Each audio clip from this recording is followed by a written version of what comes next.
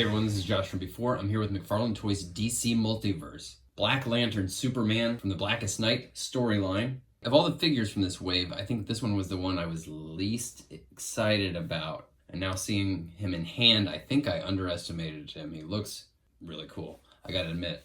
I picked up this wave from the McFarlane Toys online store. They had a bundle deal. I used this promo code MTS10. Definitely use this code anytime you want to order from their site. It'll help make up for the shipping costs.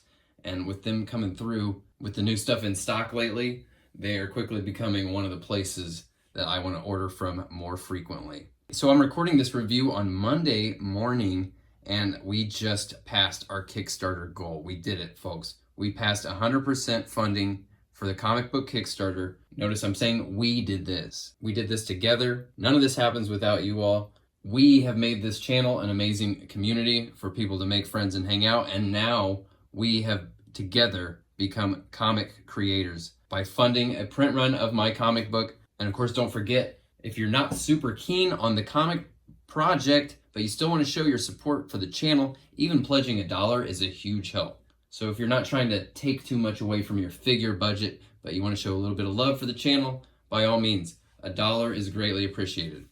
Let's take a look at this guy outside the box here. This is going to be 4 of 4 for building our Atrocitus wave. We'll be putting him together after this review. All right, so once again, we find ourselves in the world of promo photos. Just didn't do us justice, folks. This thing is killer, and in hand, it just feels just right. He's definitely like a leaner, probably the leanest version of Superman that we've seen so far, but of course he's emaciated and desiccated because he is the undead Black Lantern. Soups, this head sculpt and the paint on it it's just a blast, man. That's so fun. This is going to be a head sculpt where it's like, even if you don't need a undead Superman in your collection, you could get some mileage with some customs out of this head. He doesn't look all the way up. He's kind of, I feel like of all the figures from this wave so far, this head here is maybe the least articulated, or it's got the least range, I should say. Still, that head, that's wonderful. Fun, funny. And what the promo photos really didn't capture is that this wonderful texture throughout. I keep pointing this out. I keep saying I feel like they're turning a corner with their application of textures on wrinkled fabric and applying these textures in a fun, creative way that also reinforces kind of the look of the character.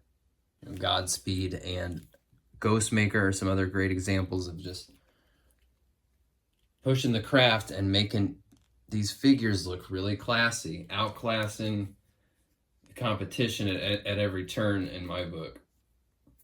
And it really didn't capture how fun this cape is. Feels a little bit like that original Azrael that we got with the big sort of flags creating his cape. This is in 3 pieces here coming off of his shield. It's really, really, really cool. Fun and unique. Obviously, gray on the inside, black on the outside. That makes it look extra sharp. Tons of range in these shoulders. They keep making this butterfly / rotator cuff. They just keep carving out more and more little slots, more areas where you can get some huge range. He's not going to close his arms quite as tightly as Batman could, but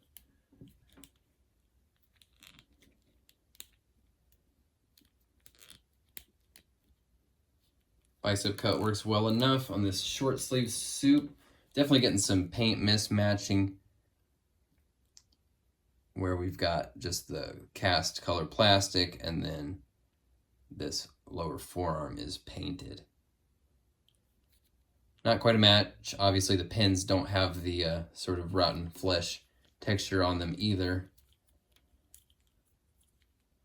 But he can definitely get those double elbows nice and tight.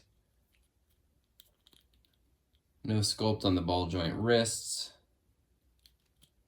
No ring on those hands. Batman did have a lantern ring. It was unpainted, but it was on there. Kyle has his painted lantern ring. None for Soups, although it's nice that they finally for once got Superman's hands like the right size. Now, I've been saying that I could kind of do without these sort of Black Lantern embellishments. I don't love these shapes. For this guy, I really dislike it the most, I think. The two sort of triangle shapes coming down here and meeting, I don't love it. I mean, it's obviously the character design from the comics and accurate to that, but just for my personal taste, not being a huge fan of the lantern corner of the DC universe. Or I shouldn't say not a fan, I just don't keep up with the stories or the continuity quite as much. Given that, I'd probably just be more interested in kind of just a DC'd version of a zombie Soups. He does have sculpted ankles. They don't match. They're just the cast gray, and then everything else is painted silver around it, so they look a little off, but they work fantastically.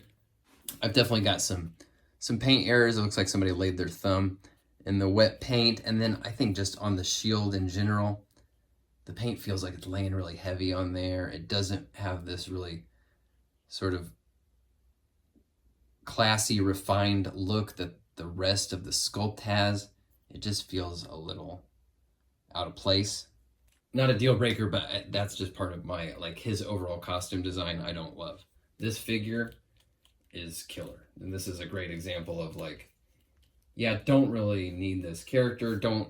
Not over the moon about the costume design, but man, this guy in hand he's just dynamite.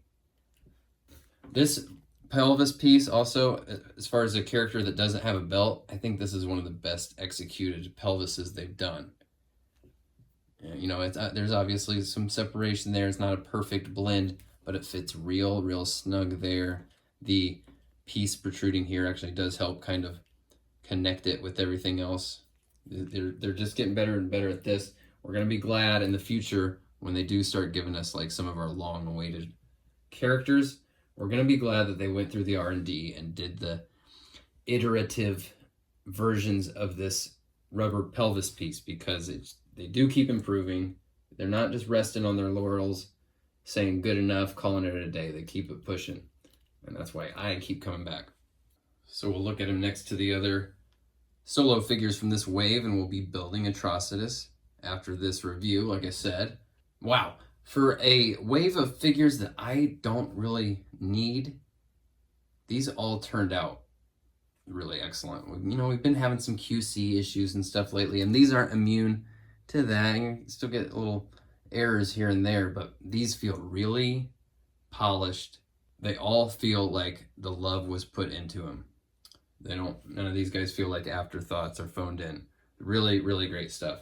We'll throw them in here with some other Supermen and boy variants, just continuing the trend of really fun, weird Supermen. I don't think he upsets this Death Metal Superman as my favorite variant, but these are all definitely great, and we can keep going. Here we are with even more Supermen. I think Todd just really loves Soups and makes sure these figures come out really special every time. Each and every one of these is worth having.